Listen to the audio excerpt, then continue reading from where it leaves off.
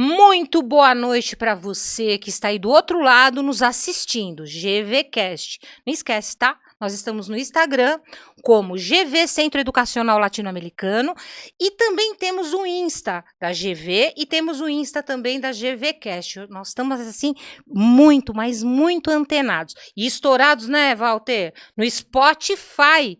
Fiquei boba, a gente estourado no Spotify. E hoje a gente vai receber aqui o Henrique. Henrique Baratella, falei certo? Baratella. Baratella, medo de errar, porque às vezes quando eu erro, né, gente?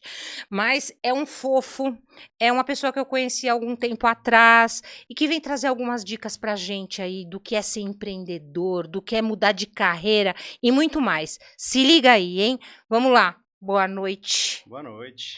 Tudo bem, Henrique? Tudo ótimo. Primeiramente, obrigado pelo convite. Para mim é um prazer enorme estar aqui. Primeiro trocando experiências, digo também que você é uma fofa, acho que foi uma conexão à primeira vista naquele primeiro momento, e trocar experiências e compartilhar um pouquinho da minha história, se puder contribuir com alguém, sou super grato. Obrigado. Olha, gente, foi difícil trazer ele aqui, viu? Várias tentativas, mas eu fui insistente e trouxe. Eu acho muito importante a presença do Henrique aqui, porque ele vai contar uma história pra gente que muitos estão passando ou vão passar. Henrique, conta um pouquinho da tua formação, o que você faz. Eu vou até pegar a minha fichinha aqui para eu não errar nada, tá bom, marketing? Eu sou Henrique, 42 anos, eu sou engenheiro de formação, sou pai de 2 meninos lindos, Lorenzo e Gustavo, que eu amo de paixão, e fiz engenharia com um sonho, uma paixão, apaixonado por carros. Engenharia? Engenharia mecânica. Opa! Apaixonado por carros. Apaixonado por carros, trabalhei no meio automobilístico uma época da minha vida, mas por N motivos, a minha vida acabou seguindo um caminho totalmente diferente. Sempre gostei de pessoas, então era um engenheiro meio diferente, gostava de fazer cálculo, gostava de carros e gostava de pessoas. Você não era um engenheiro na caixinha só? Não era engenheiro da caixinha, exatamente. E quando logo que me formei, acabei, além de sair do mercado do automobilístico, entendi que não era para mim aquele mercado, a paixão poderia se tornar um hobby, como se tornou hoje, né? E segui para a área comercial. Então, trabalhei como engenheiro de vendas por um período da minha carreira profissional. Até entender que eu queria fazer uma transição e decidi estudar negócios. Fiz um MBA no IESE, uma escola internacional, um MBA internacional. Ela é uma escola de Barcelona, né? E aí eu fiz parte do MBA espalhado, né? Parte em Barcelona, parte no Nova York, parte no Brasil, e tinha alguns módulos fora, né? Esse eu acabei não participando, mas parte do meu time, da minha equipe lá, foi para Xangai também, e finalizaram esse processo de estudos, né? E quando eu decidi fazer o MBA, acho que foi justamente uma guinada da minha vida, né? E acho legal tocar nesse assunto, porque uma coisa meu pai sempre me disse no passado, né? Falou, a única coisa que eu posso te dar e que ninguém vai tirar de você é a educação. E isso sempre marcou, acho que a minha vida, e entendi que acho que cada um, uma vez que entende esse mecanismo e se dedica e tem os objetivos claros, através da educação pode chegar onde ela quiser, né? Educação, ela é transformadora, né? Bom, você fez esse MBA, uma excelente escola, a gente sabe. Qual foi o motivo que você transicionou entre a tua carreira corporativa? Você trabalhou em algumas empresas, você pode falar quais? Eu fiz alguns startups, trabalhei geralmente em empresa da área industrial, tá? Trabalhei na Schenck, empresa de despesagem e dosagem, trabalhei na Michael Page, fiz recrutamento e seleção, era executivo deles, fiz uma startup de uma empresa americana, American Air Filter, que queria começar a operação no Brasil, e é engraçado, uma dificuldade enorme começar uma operação no Brasil, ainda mais, a maior dificuldade que eu tive era conseguir explicar para os gringos como é que funciona a questão de tributação no Brasil, né? E nunca ficou claro, e até com dificuldades, contratei algumas agências, alguns escritórios para fazer auxiliar esse processo de implementação de startup aqui no Brasil. E te confesso que durante uns 4 anos, acho que eles nunca entenderam e não vão entender até hoje como é que funciona. Até pra gente que está aqui no Brasil é difícil, né? Mas Brasil, acho que é uma terra de empreendedores, é terra das oportunidades. Eu acho que quem gosta assim, de empreender tem todas as facilidades e dificuldades aqui, né? Que nos faz diferenciado no mercado de trabalho, tá? Voltando ao ponto de estudo, então acho que quando você entende onde você quer chegar e tem esses objetivos traçados, né, a educação te transforma. Então, tudo, a base da transformação, inclusive o que eu acredito no nosso país, é através da educação, que ela transforma. E quando eu estava no mercado profissional da área de engenharia, né, eu sentia uma falta, sabe? Uma coisa que me desse um propósito maior, um sentido, né? E não entendia até então, apesar de ter vivenciado isso com a minha família, de educação, de sempre bater a importância da educação, eu não tinha associado isso a uma potencial profissão, né? Até decidi fazer o MBA de negócios, então entrei no MBA de negócios com a mente aberta, sabe? Eu quero me transformar, estou aberto a me transformar, vou me dedicar cada vez mais e não tinha ainda a questão da educação.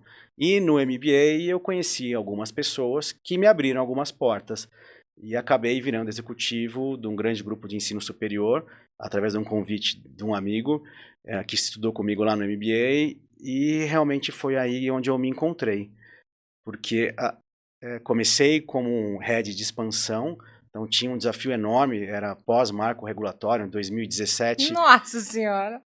Onde tudo, mudaram-se as regras, facilitou a possibilidade de expansão, e eu tinha uma missão de abertura de polos de ensino à distância. Foi o momento que mais polos se abriu.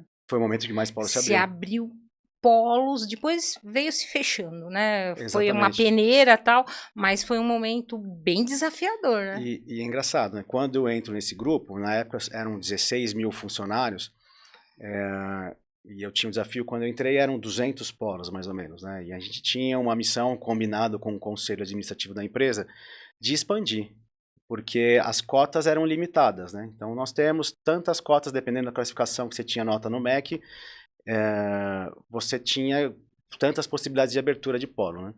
E tinha uma certa urgência porque ninguém sabia até quando iria essa abertura, essa facilidade do MEC para a abertura dos polos, né? Então tinha combinado com o conselho de expandir, né?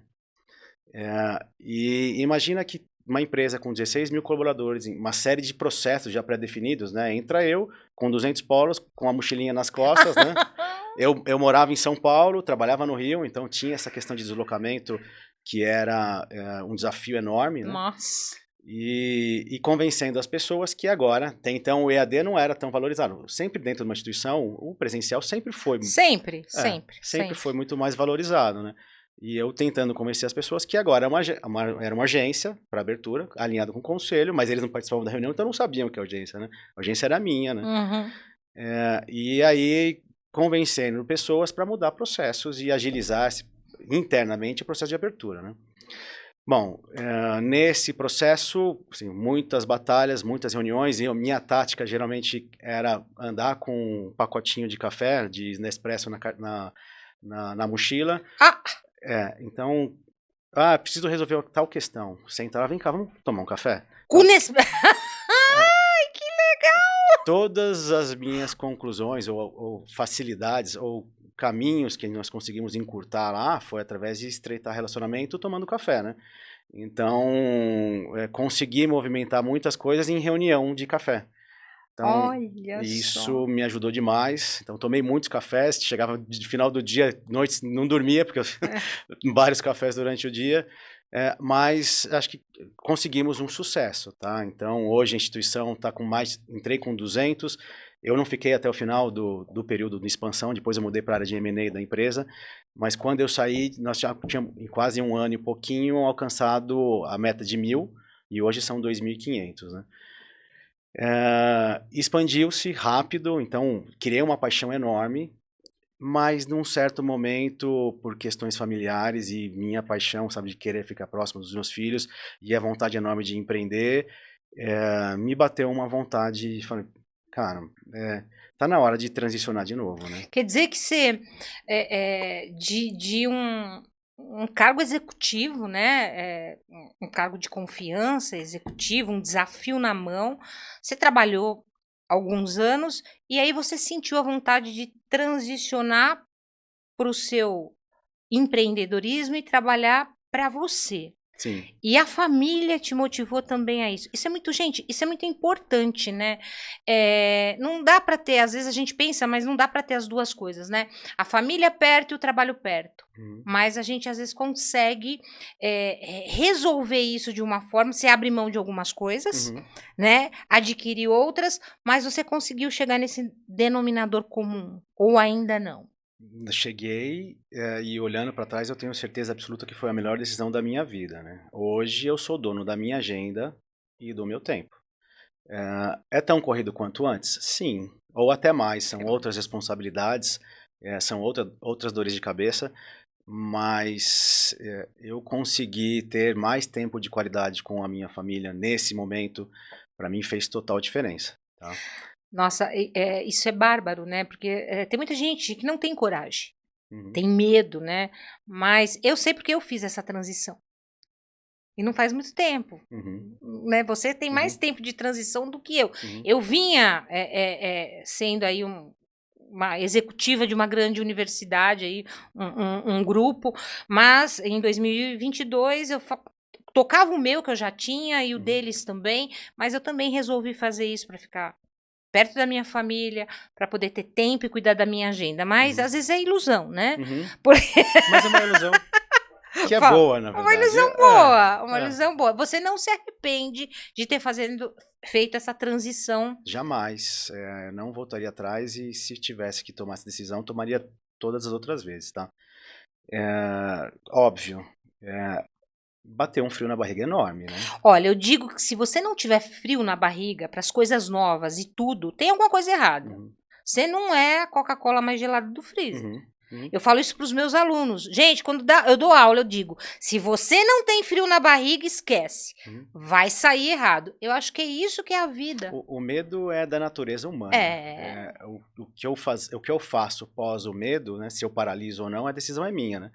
O medo é natural. E acho que até minimiza nós de tomarmos riscos maiores que comprometam a nossa vida, né?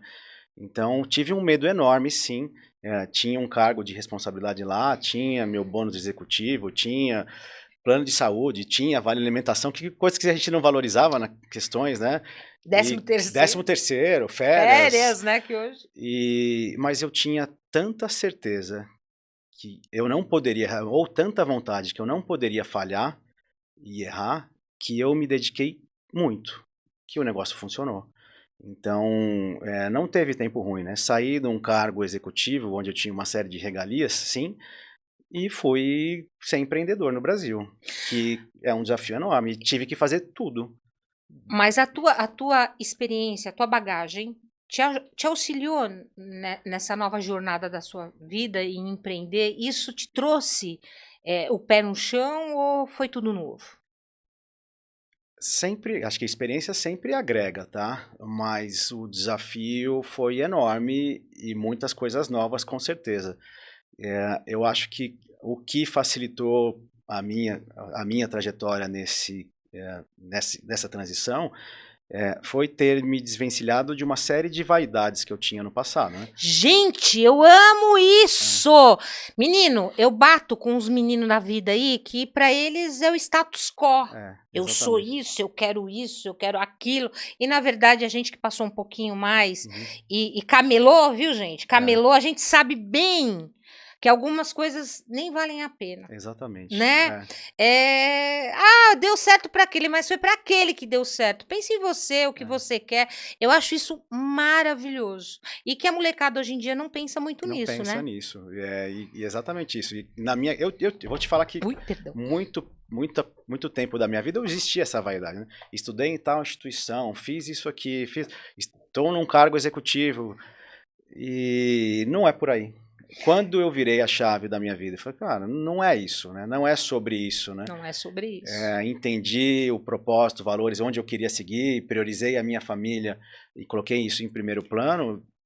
funcionou. E é tão leve hoje, É um sabe? leve, Tão gostoso. é um leve. Eu me desamarrei de tanta coisa que...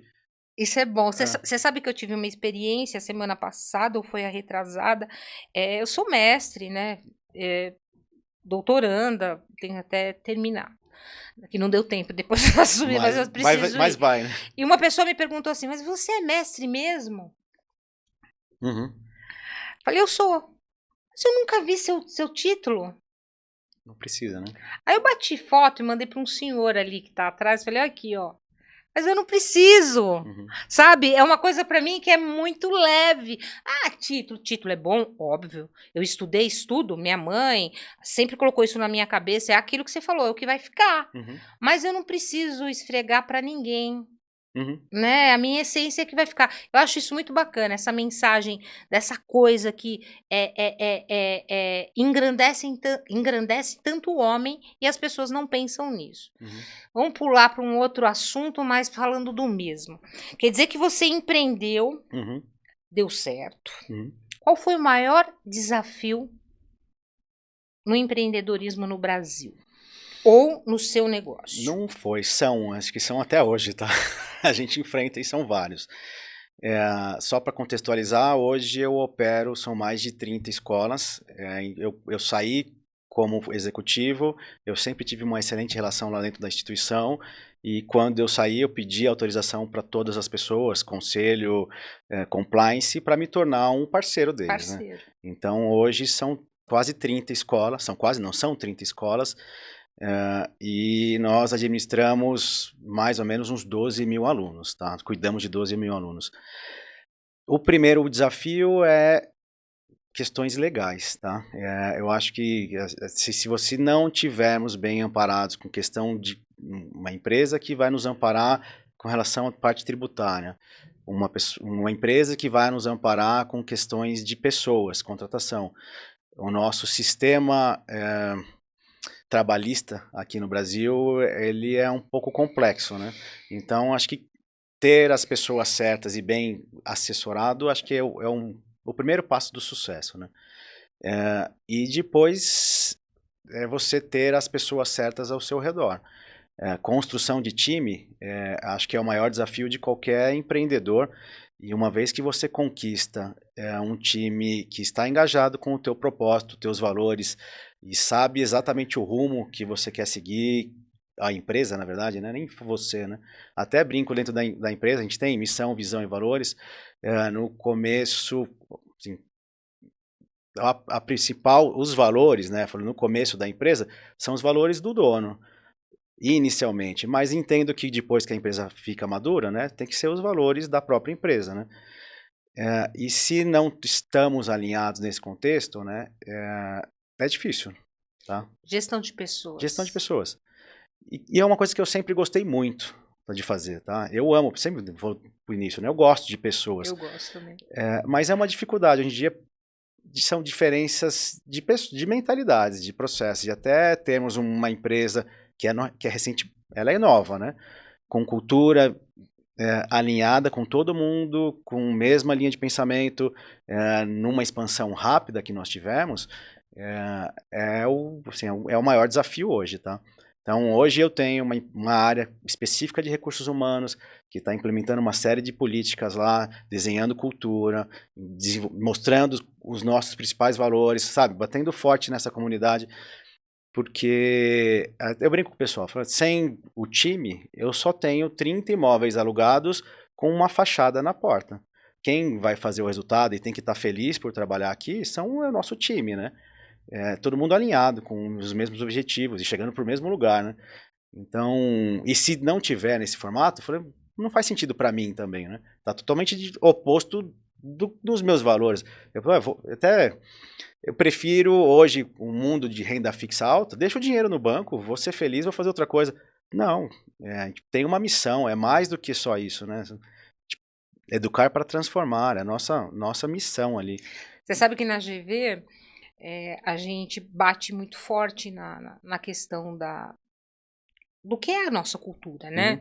E eu tenho muita cultura da humanização, mas a humanização não é ser bonzinho, né? Existem critérios, existem regras, né? E o que a gente fez? A gente colocou em todas as salas. Fez as plaquinhas e é engraçado. Eu falo, gente, é isso, mas não é só ficar aí na parede, você tem que viver isso. Uhum, Né? A gente tem que viver tudo. Eu acho que é o desafio maior, uhum, são as pessoas, mas a gente é teimoso, né? uhum. Eu gosto de gente, e eu gosto de gente perto de mim, e a gente vai embora, Concordo. né? Vai Eu brinco dentro embora. da empresa, falo, gente, aqui, apesar de ter valores, né, não é uma instituição de caridade, né? A empresa tem que performar, tem que ter lucro, né? Sabemos os custos, que não são poucos, Enormes. enormes. Tem o nosso maior sócio, né, pagando tributos, né, imposto, né? Então, tem que dar lucro. Então, vamos ver indicador, quais são indicadores, quais são os números, target por área. Então, área, departamento de marketing, cara, leads gerados, custo por lead, taxa de conversão, quantos viraram, quantos efetivamente. Então, acho que, mais uma vez, né, sair de um cargo, e é o legal disso, né, sair de um cargo executivo, né, onde nos víamos somente uma caixinha e virar um empreendedor, que você vai ter que fazer café, falar com o presidente, varrer o chão, ver os indicadores, e estruturar todas as áreas e entender um pouquinho de tudo, né? Acho que a bagagem me ajudou sim, mas eu hoje me vejo muito mais maduro do que 5 anos atrás, quando eu Sim, comecei a empresa, né? sim. Então, Eu de 5 anos atrás também, 6 anos, né? 2000, não, um pouquinho menos. 2022, 23, 24, 25. 3 anos que eu peguei firme mesmo. Eu já mudei completamente. Você tem uma outra visão, mesmo que a gente empreendia, eu e o Zé Raul, mas quando você vem para dentro da empresa e você fica ali, você maneja tudo, a tua cabeça abre. É difícil, muito difícil. Vamos falar do EAD. Como é que o que que você sente, o que é essa modalidade EAD no Brasil? Você acha que estamos preparados para tudo isso de inovação? E o EAD veio para ficar no Brasil? Porque lá fora já era mais sim. praticado, né? Se fazia mais cursos online, isso já há muitos anos. Então, aqui no Brasil, depois da pandemia, né? O negócio fez boom. Me conta um pouquinho sobre isso.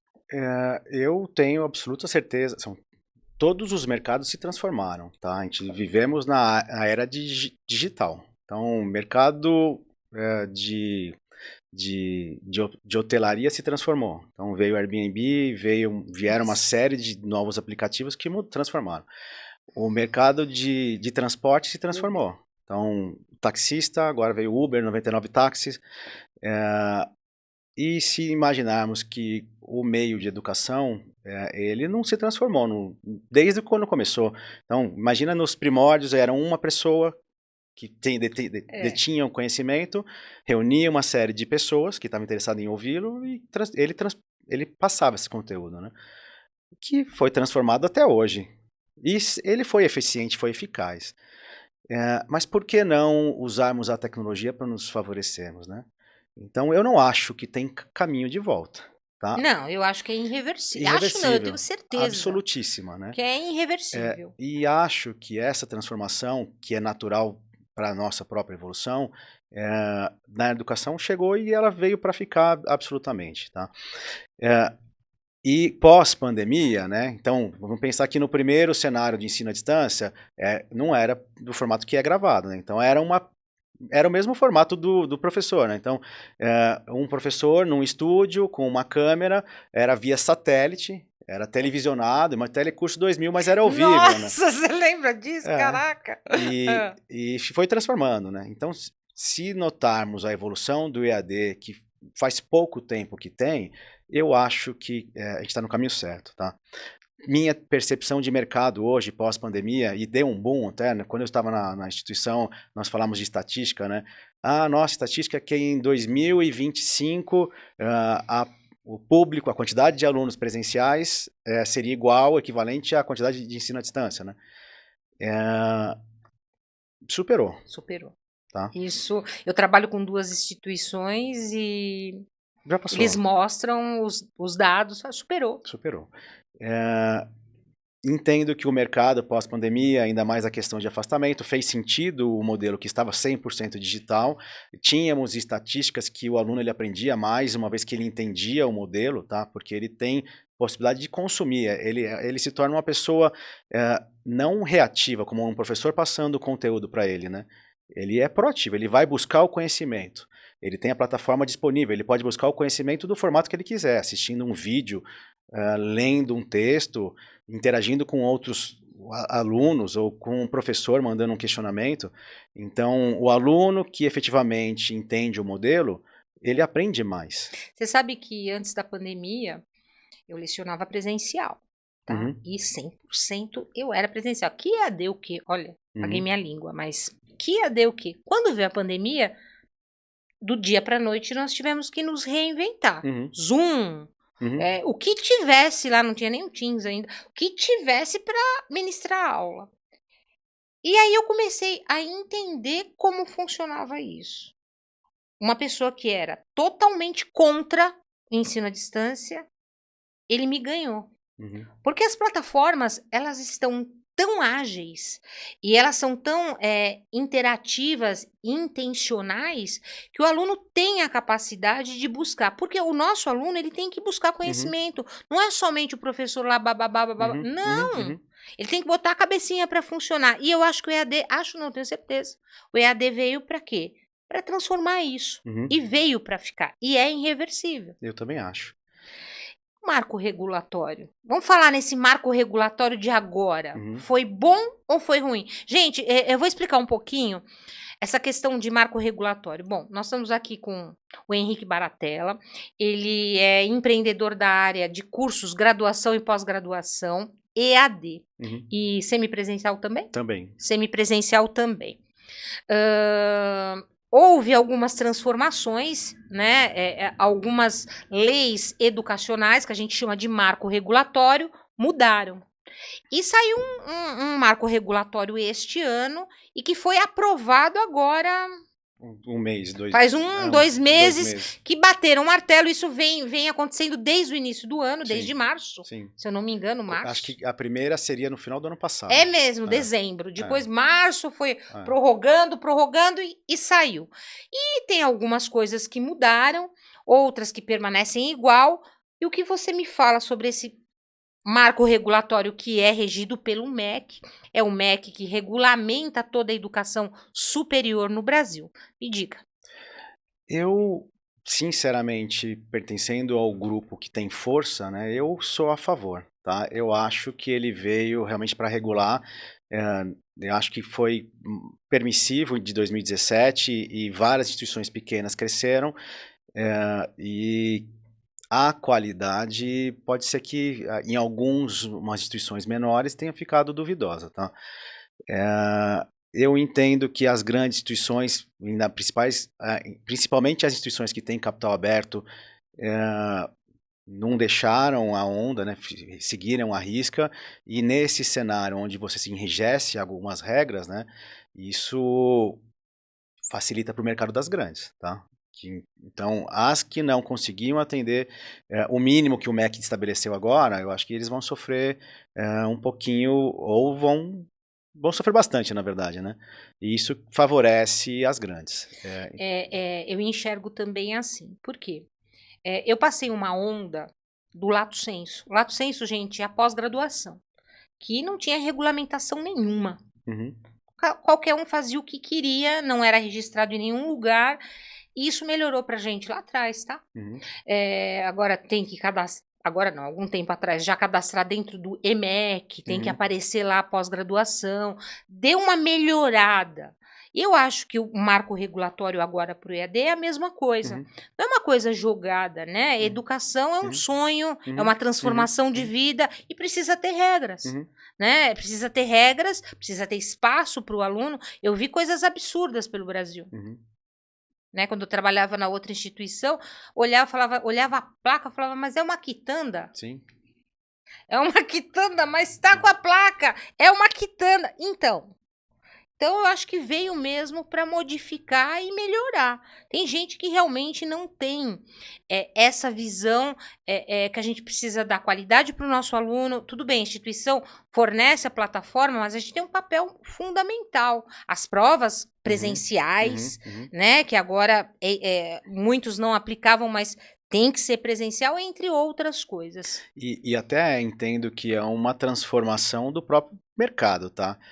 Pós-pandemia, todo mundo com receio de sair de casa, o EAD servia perfeitamente, né? Mas percebemos que a interação que sempre houve no presencial é uma aprendizagem também, né? Essa socialização, estar em comunidade, pertencer a um grupo, favorece o desenvolvimento do aluno também, que entendo que no EAD se perdeu um pouquinho. Sim. Então, até tinha algumas estatísticas, né? 50% dos alunos que ingressavam, dos calouros, eles saíam antes de completar o primeiro semestre. Então, a evasão era enorme. Então, como é que criamos um senso de comunidade, engajamento com esses alunos? E é uma tendência a se retornar, né, pós-pandemia. Acho que aquele receio, aquele medo de interação diminuiu. Então, é legal ter essa interação. E se não tem uma estrutura mínima, um espaço, ou nós movimentarmos para que o aluno vá ao polo, faça a prova, interaja com o seu grupo, que a gente faça dinâmicas lá com ele, especialista de áreas, né? Que traga esse aluno ao nosso polo, ao nosso espaço, e seja um espaço agradável, acho que é uma transformação. Até por isso, as grandes instituições estão mudando, né? O semipresencial, com uma estrutura mais robusta, com espaços Você diz maiores. O semipresencial, você diz o híbrido? O híbrido. Me fala um pouquinho do híbrido. Sim, é uma tendência de mercado novamente, né? Até olhando estatísticas, né? O grupo que eu pertenço hoje, ele investe muito nisso, né? Eles pedem um espaço bem maior, com estruturas laboratoriais grandes, né? Então, o aluno ele faz parte do ensinamento da escola, do aprendizado dele digital, e parte no nosso espaço, né? Então, as práticas laboratoriais ele vai fazer lá. Então, teremos os tutores que vão acompanhar ele nesse desenvolvimento, ele vai interagir com o grupo dele, né? Que eu acho isso ótimo. Que para mim, no meu modelo de negócio, é um outro desafio. Imagina que antigamente eu só recebia os alunos para fazer prova e toda a interação que nós fazíamos com ele era de formato digital, né? E até eu brinco com o meu pessoal de marketing, falo, pessoal, nós temos que entender a rotina, o contato de interação com o aluno e melhorar essa experiência. Mas se a maior parte da nossa experiência com o aluno é em formato digital, né, como estreitar essa relação e melhorar essa experiência para que ele tenha uma percepção de valor diferente, né?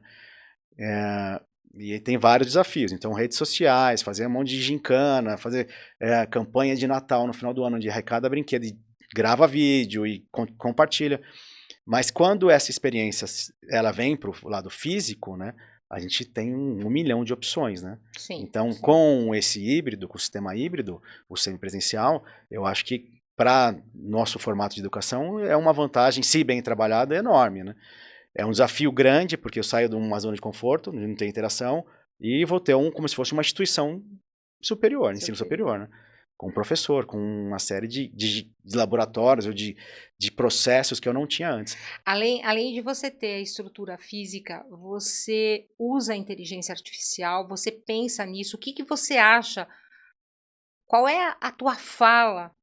Porque o negócio tá louco, né? Tá louco. O bagulho tá maluco com essa coisa da inteligência artificial. Todo dia eu vejo uma novidade, eu falo, Jesus, será que vai acabar tudo? Mas não vai, mas... Eu não acho que vai acabar. Eu acho que a inteligência artificial está num movimento assustador, uma velocidade assustadora. Eu te confesso que eu uso, mas eu uso menos do que eu deveria, tá? Então, toda vez que eu entro para estudar isso, tem uma coisa nova, e processos totalmente automatizados, mas eu acredito mesmo, assim, ela vem para somar. Então, a pessoa que entender da inteligência, saber como utilizar e não como desenvolver e criar uma inteligência, né, já está muito além do que a maioria, né?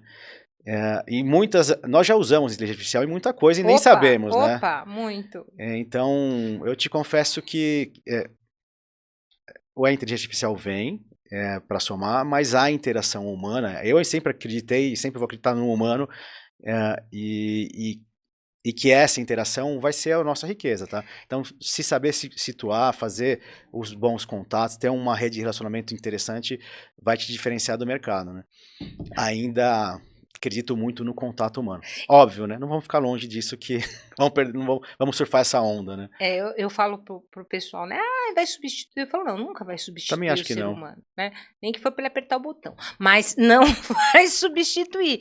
Tem que ter. Outra, não adianta eu ter uma inteligência artificial mega blaster se não tiver alguém por trás que vai alimentar isso. Com Óbvio, certeza. ela vai se desenvolvendo, tal. Igual os chats que a gente tem nos polos, você tem que alimentar ele para ele poder responder como você quer, Exatamente. né? Então a gente precisa sim de gente, mas do quê? Gente competente. Gente comprometida, porque também se não tiver comprometimento com o que faz, nada vai ficar bom. E até é engraçado, né? Eu, nas férias escolares dos meus filhos, eu levo eles para trabalhar comigo, né? Então, Ai, que bonitinhos. pelo menos, eu falo, ó, e é semana remunerada, tá, pessoal? Então vocês vão trabalhar, tem um tema específico.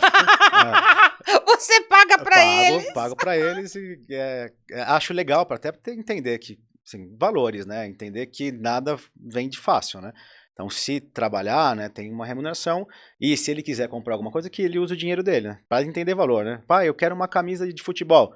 Ah, eu acho caro, eu não gosto de futebol, eu não compraria. Mas eu trabalhei, pai, o dinheiro eu ganhei com o meu trabalho, eu posso comprar. Eu falei, claro que você pode comprar, né? Vou só fazer um parênteses aqui. Tá ouvindo, Jéssica? Eu vou falar para Jéssica. Eu tenho uma colaboradora, o filho dela tem 12 anos. E ele queria tomar sorvete com uma menina. Ela olhou para ele e falou: é o seguinte, você só vai ganhar, vai só levar ela a tomar sorvete quando você trabalhar e tiver seu dinheiro. Aí o tio levou ele para trabalhar o final de semana. Ele falou: olha, mãe, só tô falando para você, eu vou porque eu ganhei o dinheiro no tio. Que legal, é isso aí. Só que ela não deixou, né, Walter? Ela não deixou ele. Você não tem idade pra isso. Então a justificativa não foi o dinheiro, né? Tá vendo, Jéssica? Aí você remunera eles justamente. Eles. E engraçado que a última apresentação eles fazem, nesse último, foi sobre inteligência artificial. Então eles fizeram uma apresentação, estudaram quais as inteligências que são disponíveis, como utilizaria no nosso modelo de negócio de educação, montaram uma apresentação no Canva e fizeram para o time todo, né? Quantos anos eles têm? 9 e 11. Ai, você fez eles colocarem no Canva. Ou é a gente que não sabe? Não, a gente, exatamente. Ele fez muito melhor do que eu, tá? Então eu fico babando, só falo, não, legal, acho que... E isso de assim, conseguir, ser empreendedor, levar os filhos lá e fazer com que eles participem disso, se estivesse no mundo corporativo, jamais, né? Então, sim. Isso para mim tem um valor enorme, tá? Outras férias, vamos entregar panfleto, filho. Então, eles entregando panfleto no McDonald's, até fiquei com vergonha, sentou na mesa, vamos almoçar? Vamos. Foi no McDonald's, ele entregando panfleto na mesa do McDonald's. As pessoas, filho, aqui não precisa, não, aqui não. Desenrolado. Putz, eu gosto disso. Quer dizer, você tá mostrando pro teu filho valores. Nossa, valores. Que bacana. E não é necessariamente dinheiro, né? Então são outras coisas. E acho o máximo isso. Então, quais são os maiores obstáculos que você acha de um empreendedor no Brasil? Você falou alguns, mas vamos aprofundar aí no que você acha mais terrível. Eu ainda acho que construção de time. Não os tributos? Os tributos não tem como alterar, né? Acho que sim, assim... Bom, eu concordo com você, tá? Os tributos é uma questão enorme. Eu tenho alguns questionamentos até conversando com algumas pessoas, com algumas consultorias, de entender formatos, né? Como um executivo a gente não tem acesso a isso, nunca precisamos imaginar, né? E isso impacta diretamente no nosso resultado, né? Mas entendo que é um grande desafio, a complexidade é enorme e que existem, se você não bem amparado, né, você pode pagar muito mais do que deveria, né? E existem caminhos legais de você conseguir minimizar isso, né? Então, um conselho para quem vai começar, gente, procure uma ajuda de um especialista na questão tributária, com certeza que vai te ajudar a economizar muito dinheiro. E faça isso no início, tá? Porque muitas vezes você não tem um faturamento para isso ainda, né? Então, se você tem realmente garra, força de vontade, determinação, vai chegar lá, tá? Seja em 1 mês, 2, 10 anos, Acho que o importante é ter o foco, plantar todos os dias, né? Eu falo pro meu time, virou um meme da companhia, né? Um bloquinho por dia, né? Um bloquinho.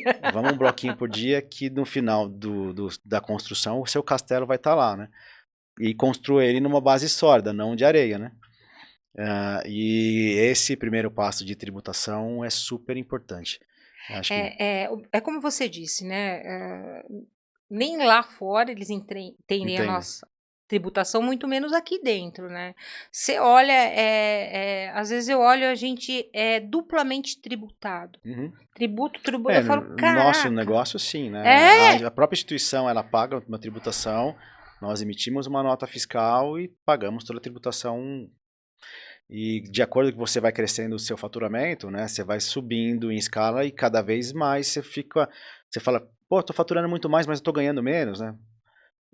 Porque o tributo consome o seu lucro, né? você Então, tem um sócio, né? um sócio que é o maior sócio, né?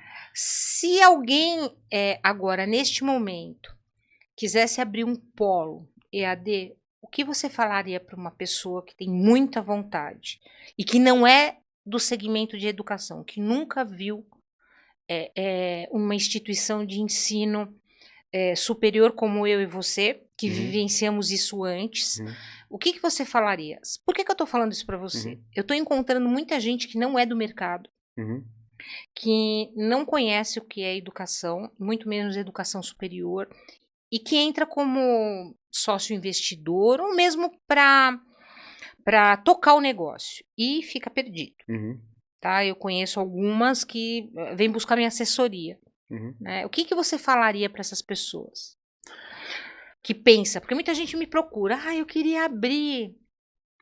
Eu, sendo bem sincero e honesto, tá? Eu acho, assim, é um mercado super legal. Além dos propósitos, assim, é um mercado que é rentável, sim. Não é fácil. Acho que é importante você entender processo, entender, ter boas conexões dentro desse mercado. Então, primeiro passo eu colocaria para conhecer pessoas, tá, envolvidas nesse mercado, conversar, né? A Sol conhece, então está recebendo esse tipo de contato. Mas eu acho que é um mercado que ele está maduro, tá? Eu acho que a maioria das instituições que são grandes, elas expandiram. Então, vou falar da instituição que eu trabalho, são 2.500 polos. Encontrar um espaço onde tenha uma praça com um grande potencial de crescimento está cada vez mais difícil, né? O que as grandes instituições estão fazendo é entendendo essa transição. Como eles cresceram muito rapidamente, né?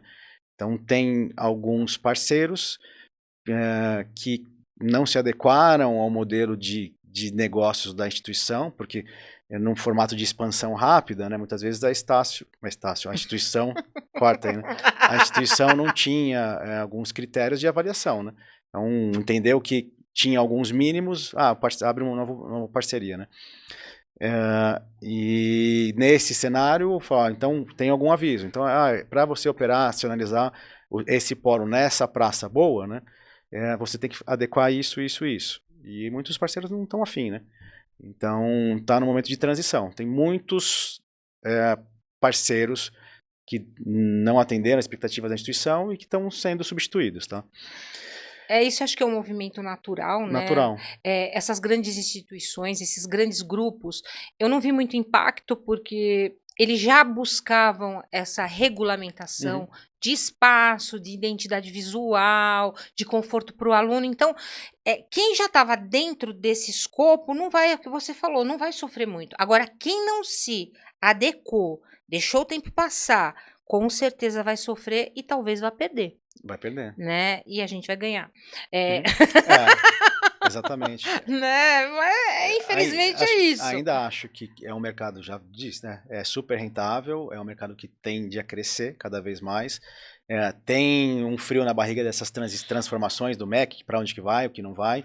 E até então, acho que todas essas mudanças melhoraram para a gente que está com uma instituição grande.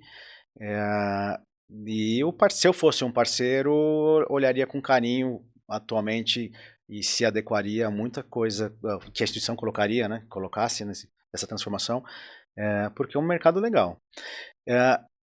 Conselho, né? Não entraria com uma... Assim, quer ganhar dinheiro, né? Não entraria com uma única unidade, né? Então eu pensaria num grupo, então vou formatar 5, 6, 10, 20, 30 unidades, aí é onde você consegue otimizar custo, né? Eu consigo ter um time de marketing dedicado para todas as unidades. Eu consigo ter uma gerente comercial que vai cuidar de todas as unidades. Eu consigo ter um supervisor de QG, consigo fazer um QG de captação centralizado numa unidade, né? Que eu consigo atender várias.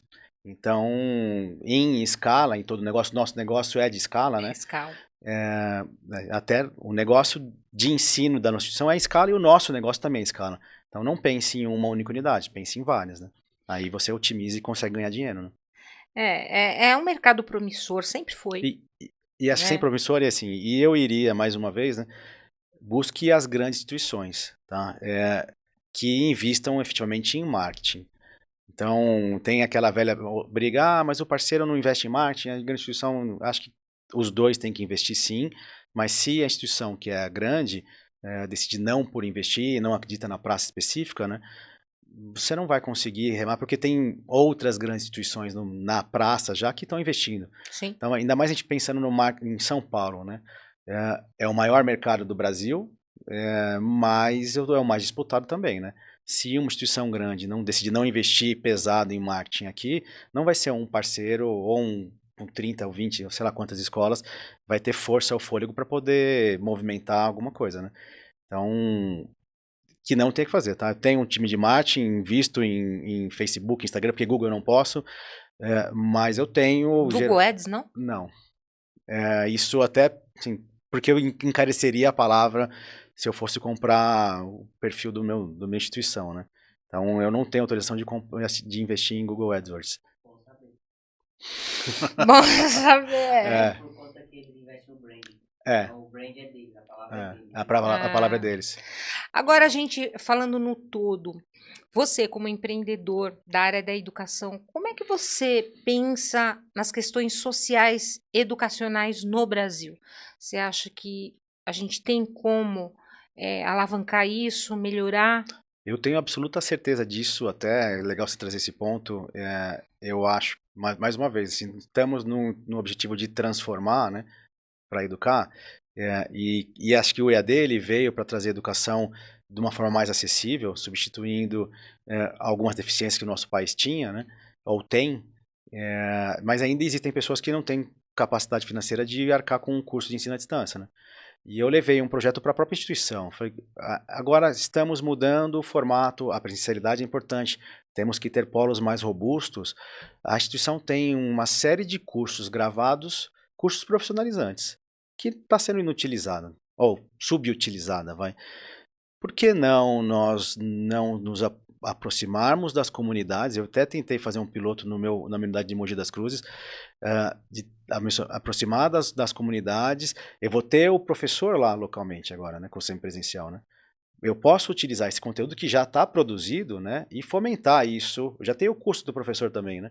Eu vou juntar isso e fazer uma ação social que seja um valor simbólico para que ele dê valor, efetivamente, né? Porque tudo que é de graça aqui no nosso país não tem valor, né?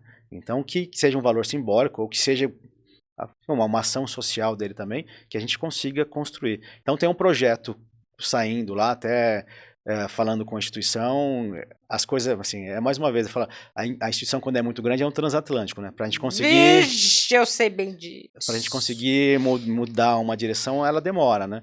Mas eu acho que faz parte do nosso papel como brasileiros aqui, conseguir contribuir um pouquinho para a nossa sociedade. Acho que esses pequenos projetos, se ganhar escala e várias pessoas fazerem a mesma coisa, acho que a gente transforma. A gente também está com um projetinho aí, né, no forno. A gente vai começar a fazer na GV, mas aí na nossa marca GV, a gente vai capacitar os 60 mais, Legal. digitalmente gratuito. Legal. Tá? Então a gente tem lá o povo que trabalha com a gente do marketing, a molecada que trabalha com a gente lá. Então a gente tá escrevendo, eu tô acabando de escrever o projeto e a gente vai começar por eles. Né? Tem muita dificuldade, não sabe, a senhorinha que faz tricô e quer vender nas redes sociais. Nós vamos ensinar tudo isso gratuitamente também, trazendo as pessoas, porque eu acho que esse é um papel também da educação e nosso. Né, ter o olhar para o outro. E quando, nem pelo valor, né? E o valor ele é relativo. Né? De repente, eu acho legal isso, você cobrar um pouquinho, porque a pessoa fica comprometida, porque de repente ele tira uma vaga de um que quer. Exatamente. E não aparece. E o nosso retorno disso, né?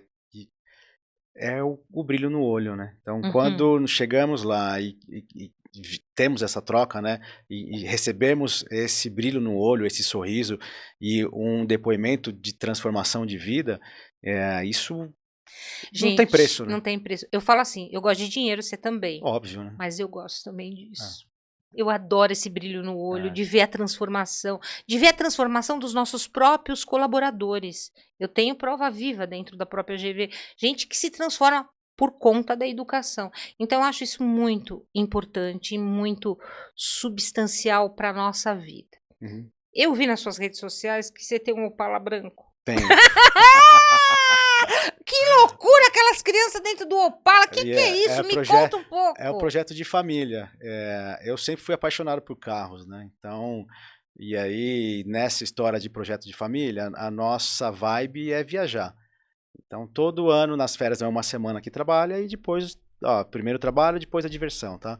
Aí nós saímos para viajar e a nossa viagem de carro. Então, já fomos para um monte de lugares, 5.000 quilômetros dirigindo, parando em vários lugares, atravessar entre divisa, sabe? Uma coisa, tem um roteirinho. E meu filho mais velho, ele de 11 anos, faz a apresentação no Canva. Então, ele entra, ele faz o roteiro, ele entende qual o caminho, onde a gente vai ficar, qual hotel a gente vai ficar. Ai, que tudo bonitinho. Organizadinho, tem a apresentação tudo bonitinho. Ele é organizado. Ele é organizado. E o pequeno? O pequeno só vai na vibe e ele tá curtindo demais, ele tá... e aí vira um evento de família, né? Então, isso é muito legal. E nessa história de viagem, o pai queria ter um carro antigo, né? Eu falei, tá bom, pai, vamos ver um... E eu falei, eu quero um Opala. Ah, pai, mas tem que ser um com todo mundo andar no banco da frente, banco inteiriço, né? Aí começamos a busca, procura um, procura outro, encontramos um Opala do jeito que nós queríamos, um Opala 78, tinha que ser 4 portas e o banco inteiriço na frente para todo mundo andar no banco da frente, né? E agora o projeto, né? Porque é um carro antigo, né? Para poder fazer as viagens, né, tem que restaurar o carro inteiro, né? Espero terminar o carro antes deles fazerem 18 anos. Ou se fizerem 18 anos, pelo menos eles dirigem e me levam para passear. Olha, né? José Raul pegou como é que chama aquele carro lá? Sei eu, 98 Ranger. Só Ranger, é verdade. Ele falou, reformou. Tá Demorou pronto? 1 ano e meio, sim. Então... Saiu. Mas, gente, é só gente louca, tá louco. Tá lá na garagem, sabia? Assim, o Opala... Ele vai, sabe pra onde? A gente vai pra Bragança, às vezes, com ela. Legal. Ela não tem ar-condicionado. É carro antigo, né? Vai pela experiência.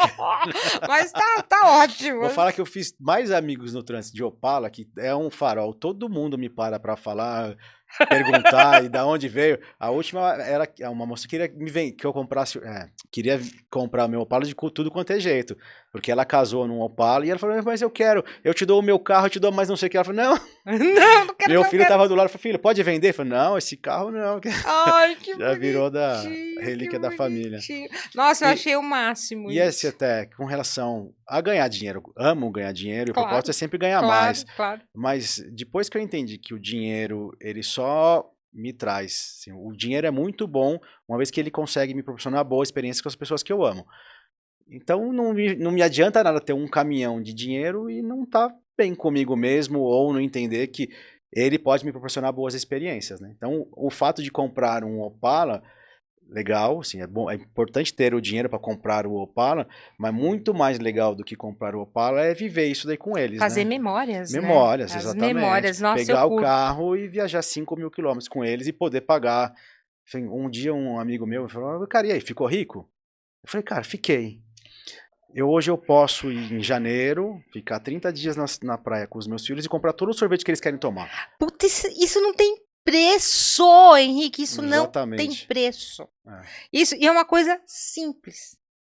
A felicidade Mas tá na ganhar dinheiro a gente simplicidade. vai também, né? Porra, a gente Continua precisa. ganhando, mas É. não tá ali. A felicidade tá no sorvetinho. No sorvetinho. Que se você colocar na ponta do lápis hoje, né? Um sorvetinho na praia na temporada custa uns 20, 25 reais, né? Meu filho gosta de bater recorde de sorvetinho. Ele fala, papai, vou bater o recorde. O último foi 10, né? Foi fazendo as contas. É Henrique, muito dinheiro. pra gente ir encaminhando pro final, triste, vou ter que trazer de novo. Eu vou te fazer 3 perguntas, Tá. bom? E você vai responder o que vier na sua cabeça. Família, Minha vida. trabalho, Trabalho é super importante, dignifica o homem, transforma vidas, mas família, né? família. É. Se amanhã fosse o seu último dia de vida e você sabe que você vai partir, Uhum. o que você faria ou falaria e para quê? Eu faria um jantar com a minha família. Tudo dele é família. Gente, a palavra dele Família. é família. Família. E foi a minha família que me fez nessa transição de virar empreendedor. Então, se eu tenho que agradecer, são esses 2 pequenininhos aí, não sei se eles estão vendo agora, Devem estar vendo o papai lindo. e que eu amo de paixão. Não tenho nem palavras para falar. Então, amo demais. Eu vou deixar aquela câmera ali para você, para dar um recado para quem você quiser, você falar o que você quiser. Se quiser deixar suas redes sociais, também se não quiser, não faz mal. E esses episódios, né, os episódios de hoje estarão aí publicados no Instagram, no YouTube, no Spotify, para quem quiser assistir, porque foi o máximo. Legal. Dica. Eu acho difícil concentrar numa palavra ou numa frase, mas eu acho que se você quer realmente alguma coisa, primeiro acredite em você. Quem se limita ou te impossibilita de crescer é somente você. Não culpe ou não coloque a sua falta de crescimento em outras pessoas, porque não acontece isso, né? Então, acredite em você, acorde cedo, plante a semente todos os dias, que se você seguindo o caminho e com determinação, com bravura, com muita força, você vai chegar lá. Muitas vezes não é no nosso tempo, a gente queria que acontecesse isso amanhã, mas no tempo de Deus. Então, se você segue esse caminho, vai plantar, você vai colher no momento de Deus, e eu tenho certeza absoluta disso, tá? Faça o bem e que você vai colher o bem. E não faça pro próximo o que você gostaria que fizesse pra você, né? Meu, você é muito lindo. Eu só tenho a agradecer muito, muito a tua participação aqui no nosso programa. Nosso programa tá começando, é o 32º, né? Que honra. Episódio. Quer dizer, aos pouquinhos a gente tá construindo, mas eu trago gente muito bacana aqui, como você. Obrigado. Bacana. Só tenho a agradecer e quero que você venha outras vezes. Bárbara, tô mandando convite pra tu. É só você querer. Tem teu espaço aqui para você falar também. Você é craque nisso. Mais do que eu e do que você. Já tá. Esse é meu primeiro, gente.